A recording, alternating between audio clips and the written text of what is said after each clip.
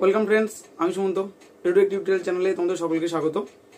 আশা করি video thumbnail ও title দেখে তোমরা বুঝে গেছো আজকের ভিডিওতে আমি কী নিয়ে আলোচনা করতে চলেছি। ক্লাস 12-এর 3rd এবং 4th সেমিস্টারের অন্তর্গত একটি প্র্যাকটিক্যাল জিওগ্রাফি ডট ম্যাপ অর্থাৎ বিন্দু চিত্র নিয়ে আমরা আলোচনা করব। কিভাবে অঙ্কন করা হয়, কিভাবে ক্যালকুলেশন করা হয় এবং কিভাবে নামকরণ করতে হয়, অন্যান্য স্কেল ধরতে হয়, সম্পূর্ণ আলোচনা করব আজকের ভিডিওতে। এই ভিডিওটি প্রথম থেকে শেষ পর্যন্ত দেখো, তাহলে পুরোটি বুঝতে পারবে। যারা আজকের ভিডিওতে নতুন আছো বা প্রথম আছো তারা অবশ্যই চ্যানেলটি সাবস্ক্রাইব করো এবং পাশে থাকা বেল আইকনটি ক্লিক করো, যাতে পরবর্তীতে এই ধরনের আপডেট তোমরা খুব তাড়াতাড়ি পেয়ে যাও। এই চ্যানেলের মাধ্যমে আমি প্র্যাকটিক্যাল জিওগ্রাফি ছাড়াও 11-12-এর জিওগ্রাফি এবং ফিজিক্যাল এডুকেশন নিয়ে আলোচনা করছি। তোমরা সঙ্গে থাকো চ্যাপ্টারগুলির নোট পেতে এবং রেজাল্ট ভালো করতে। চলো আজকে আলোচনায় আসা যাক। বন্ধুরা, আজকে যে আমরা বিন্দুচিত্র বা ডট ম্যাপটি শিখবো সেটি খুব সহজ একটি মানচিত্র। 2011 সালে ভারতের 8টি রাজ্যের জনসংখ্যা দেওয়া আছে লক্ষ্যতে। সেখান থেকে আমরা কিভাবে অঙ্কন করব। প্রথমে আমরা একটা স্কেল ধরে নিয়েছি, একটা ডট সমান 100 লক্ষ জনসংখ্যা। তাহলে আমরা যে স্কেলটি ধরবো সেই স্কেলটি দিয়ে এগুলোকে ভাগ করে দিতে হবে। 100 দিয়ে ভাগ করলে কী হবে, অটোমেটিক দশমিকটা বাঁ দিকে দুঘর করে সরে যাবে। তাহলে এটা কত বেরোবে, 19.958 আছে। ওই জন্য এটাকে আমরা কী ধরে নেবো, এই দশমিকটা যখন সরে যাবে তখন এটা 95টা এখানে 8 থাকার জন্য এটা 96 হয়ে যাবে। 96, তারপর এটা কী হবে 6.04, 7.21, 9.14, 10.38, 6.86, 3.52, 3.34। তাহলে এটা আমাদের বেরোলো। আমরা কখনোই ডটটাকে এইভাবে বসাতে পারবো না। 19.96 এটা কী ধরনের ডট। তাহলে আমরা কি করব, এইগুলোকে একটা পূর্ণ সংখ্যায় বিন্দুতে দেখে নেবো যে কটা বিন্দু হবে। 19.96 মানে কত নম্বর বিন্দু। আমরা দেখব দশমিকের পরের সংখ্যাটা যদি দশমিকের পরে এইটা যদি 50 বা তার বেশি হয় তাহলে সেটাকে আমরা একটা গোটাগুটি সংখ্যা ধরে নেবো।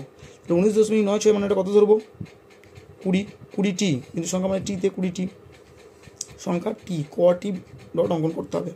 6.04 মানে 6টি, 7.21 মানে 7টি, 9.14 মানে 9টি, এটা 10টি, 6.86 মানে 7টি, 3.52 মানে 4টি, 3.34 মানে 3টি। তাহলে আমরা এই ক্যালকুলেশনটি করে নিলাম অঙ্কনের জন্য। আমরা এবার বিন্দুগুলিকে বসাতে দেবো, যে যে রাজ্যের নাম আছে সেই রাজ্যের নামগুলো। তার আগে তোমরা ভারতবর্ষের ম্যাপে প্রত্যেকটা রাজ্যের নাম ভালোভাবে দেখে নিও, এর আগের ভিডিওতে আমি দেখিয়েছি। এরপর আমরা দেখো প্রথমে আছে উত্তরপ্রদেশের জনসংখ্যা। বিন্দুতে কটা হয়েছে, 20টি বিন্দু। আমরা লাল কালির পেন দিয়ে এই বিন্দুগুলোকে বসিয়ে নেবো। কোনো বিন্দুকেই খুব বেশি বড় বড় করবে না, মোটামুটি যেন ঠিক ঠিক সাইজ হয়, কারণ একটা বিন্দু মানে 100 লক্ষ।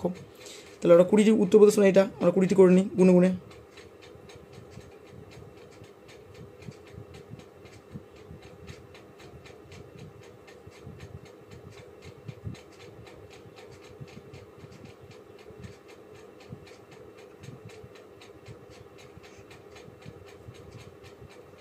তাহলে 20টি গুণে করে নিলাম, উত্তরপ্রদেশে আমাদের 20টি হয়ে গেল।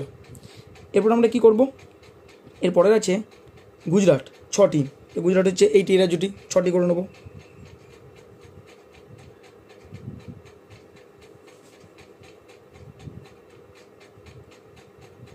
তোমাদের কালিগুলো যেন অবশ্যই ভালো করে ফোটে, দেখবে কম ফুটছে বলে আমি স্কেচ পেনে ব্যবহার করে দিচ্ছি। একটা করে বিন্দু বসিয়ে দেবো। দেখো স্কেচ পেনটার ব্যবহার করছি বলে এগুলো ভালো লাগছে দেখতে, ছবিটা ফুটছে ভালো। তোমরাও চেষ্টা করবে কলমের বদলে স্কেচ পেন ব্যবহার করার, কিন্তু মুখটা খুব বেশি টিপবে না, একবার করে জাস্ট ঠেকিয়ে দেবে। স্কেচ পেন দিয়ে তোমরা করবে, দেখো কলমের থেকে স্কেচ পেনটা ভালো লাগছে দেখতে, ভালো ফুটছে। তাহলে এরপরে গুজরাটের পরে হচ্ছে তামিলনাড়ু। তামিলনাড়ু কোনটি, এই রাজ্যটি, এখানে যে 7টি বসিয়ে দেবো।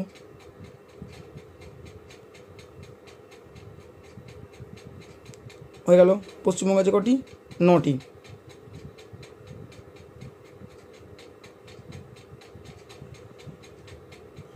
বসিয়ে দিলাম পশ্চিমবঙ্গে 9টি, হয়ে গেল।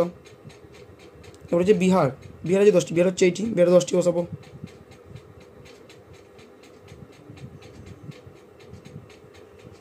বিহারে 10টা হয়ে গেল। রাজস্থান আছে 7টি, রাজস্থান হচ্ছে আমাদের এইটি, 7টা বসাবো।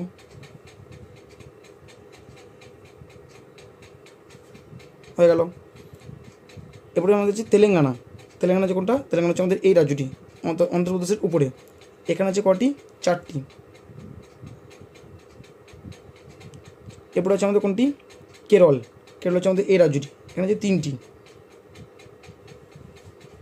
তাহলে আমাদের বিন্দু মানচিত্র অঙ্কন হয়ে গেল। তোমাদের যদি পরীক্ষায় সবকটা রাজ্যের করতে দেয় তোমরা করবে, না করতে দিলে করবে না। তো দেখো কত সহজেই আমরা বিন্দু মানচিত্রটি অঙ্কন করে ফেললাম। এইভাবে তোমরাও বিন্দু মানচিত্র অঙ্কন করতে পারবে। ওপরে দেখো আমরা হেডিং লিখে নিয়েছি বিন্দু মানচিত্র 8টি রাজ্যের জনসংখ্যার বন্টন 2011 সালে। আর দেখো এখানে সূচক, মানে এই বিন্দুগুলো দ্বারা আমরা জনসংখ্যা বোঝাচ্ছি। স্কেল, একটা ডট ইকুয়ালস টু 100 লক্ষ, 100 লক্ষ জনসংখ্যাকে আমরা দেখাচ্ছি, এটা দিয়েছে। তাহলে আজকের যে এই ভিডিওতে এই আলোচনা হলো। যদি তোমাদের কোনো জায়গাটা বুঝতে অসুবিধা হয় অবশ্যই কমেন্ট করতে ভুলো না। ভালো লাগলে চ্যানেলটি সাবস্ক্রাইব করবে এবং পাশে থাকা বেল আইকনটি ক্লিক করবে যাতে পরবর্তীতে এই ধরনের আপডেট তোমরা পেয়ে যাও, এবং বন্ধুদের সঙ্গে শেয়ার করতে ভুলো না, আর একটি লাইক দেবে। আজকে এ পর্যন্তই। সঙ্গে থাকার জন্য ধন্যবাদ। ভালো থাকবে, সুস্থ থাকবে।